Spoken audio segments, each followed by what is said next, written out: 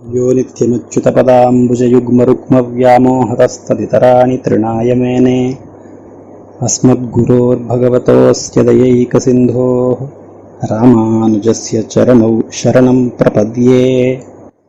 श्रीमद् भागवत के प्रथम स्कंध से लेकर जो ये अनुभव का क्रम चल रहा है उसमें आज यह द्वितीय वान्मुख है।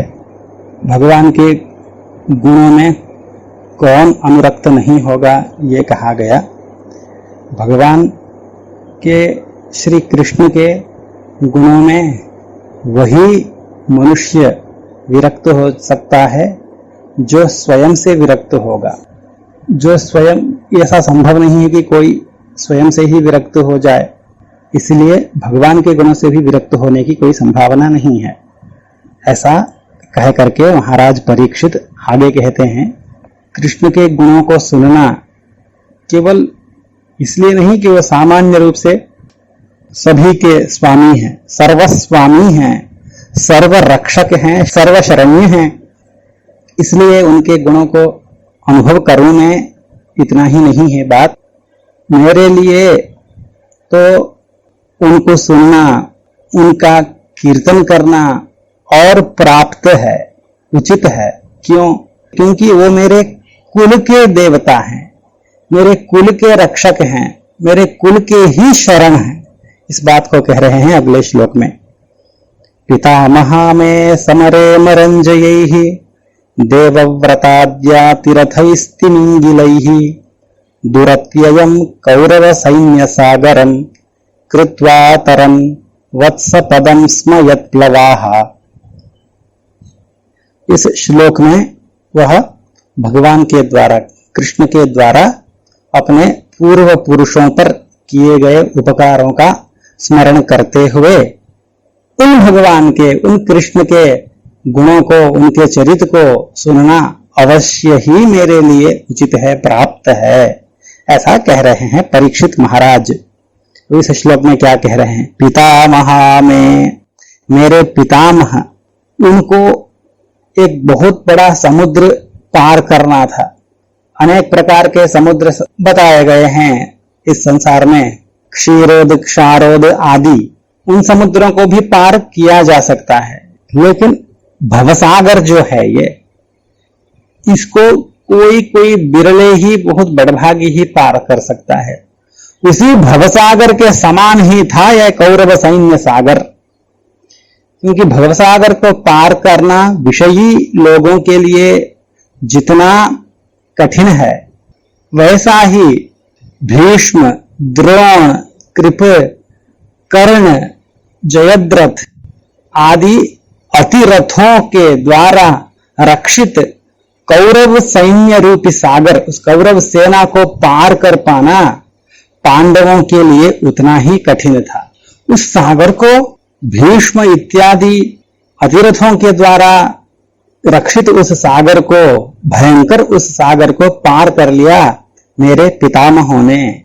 पितामहा में समरे, युद्ध में, अमरंजयैः, जो अमरों को भी, देवताओं को भी जीत लें, ऐसे अतिरथ हैं वो। कौन है वो? देवव्रताद्यातिरथैः, देवव्रताद्य अतिरथैः। देवव्रत माने भीष्म पितामह का नाम देवव्रत है। उनके दिव्य विभूति को प्रकट करता हुआ यह नाम है। साक्षात गंगा के पुत्र के रूप में अवतीर्ण हुए हैं वो देवव्रत नाम से अवतीर्ण हुए हैं। अष्टवसुओं में से एक है, तो उनमें विद्यमान अतिमानुष शक्ति को, अतिमानुष वैभव को प्रकट करने वाला है ये नाम। तो देवव्रता, देवताओं का जो व्रत है, देवताओं का जो भोग है, व्रत शब्द का अर्थ भोग, और भोग का अभाव दोनों होता है। देवताओं में जितना भोग सामर्थ्य और भोग त्यागने का सामर्थ्य है, उतना ही सामर्थ्य इनमें है, इसलिए इनका नाम देवव्रत है। तो देवव्रत आदि अतिरथों के द्वारा, जो तिमिंगिल के समान है, समुद्र में अनेक सारी मछलियां होती हैं, छोटी छोटी मछलियों को बड़ी बड़ी मछलियां खा जाती हैं। तिमी माने मछली, तिमिंगिल माने मछलियों को खाने वाले बड़ी बड़ी मछलियां, वे शार्क बोलते हैं ना, वैसे ही मछलियां। इन बड़ी बड़ी मछलियों के द्वारा भयंकर बना हुआ जो कौरव सैन्य सागर है, जो दुरत्यय है, जिसको पार पाना असंभव है, दुखेनापि अत्येतुम अशक्यम, ऐसा है वो, उसका अतिक्रमण करना असंभव है। उस कौरव सैन्य सागर को भी इन्होंने, मेरे पितामहों ने पार कर लिया, पांडवों ने पार कर लिया, बहुत कठिनाई से पार कर लिया। क्या ना, कठिनाई से पार नहीं किया।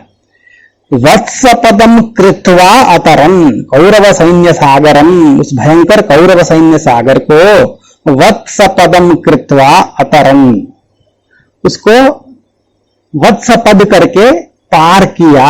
वत्सपद माने क्या होता है? वत्स माने बछड़ा, बछड़े का खुर गीली मिट्टी पे जहां पड़ता है तो वहां मिट्टी धस जाती है, तो गड्ढा जैसा बन जाता है। वहां पानी भर जाए तो उस पानी को पार करने में किसी मनुष्य को कोई दिक्कत होती है क्या? कोई समस्या थोड़ी होती है, नहीं होती है, आसानी से पार कर सकता है। इतनी ही आसानी से उस वत्स पद को, बछड़े के खुर से बने गड्ढे को पार करने में जितना सामर्थ्य लगता है, उसी सामर्थ्य से इन लोगों ने पार कर लिया कौरव सैन्य सागर को। कैसे पार कर लिया? कारण क्या था उसमें? कृत्वातरन वत्स पदम स्म यत् प्लवाह, क्योंकि वो कृष्ण प्लवाह, कृष्ण वहां पर नौका थे, उनको पता ही नहीं चला कि हम समुद्र को पार कर रहे हैं। जिस प्रकार कोई मनुष्य पैर उठा करके रखता है, छलांग मारता है, तो उसको पता नहीं लगता है उस गड्ढे को पार करते हुए।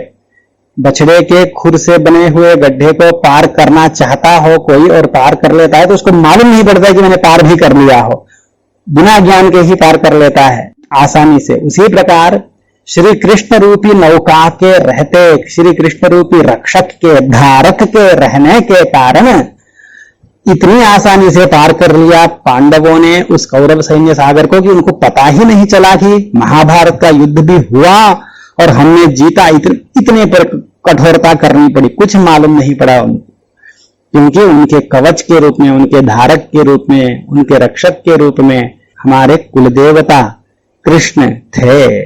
यत् प्लवाह, यह कृष्णः एव प्लवः येषां ते यत् प्लवाः, कृष्ण रूपी प्लव वाले।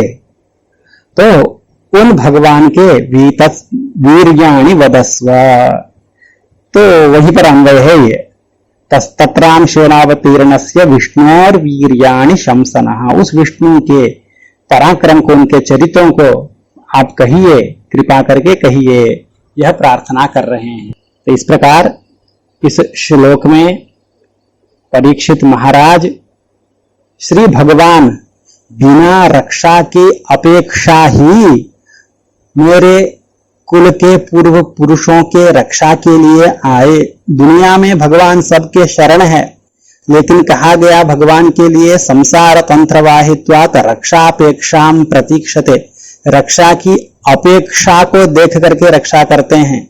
लेकिन यहां महाभारत युद्ध में जिन जिन बातों पर भगवान से रक्षा की अपेक्षा नहीं की गई, वहां वहां भी श्री भगवान ने पांडवों की रक्षा की। एक तो गीता का उपदेश देकर अर्जुन को युद्ध से विमुख हो रहे थे, उस वैमुख्य से अर्जुन को हटा करके वहां एक रक्षा की। जयद्रथ के प्रसंग में बिना प्रार्थना के रक्षा की।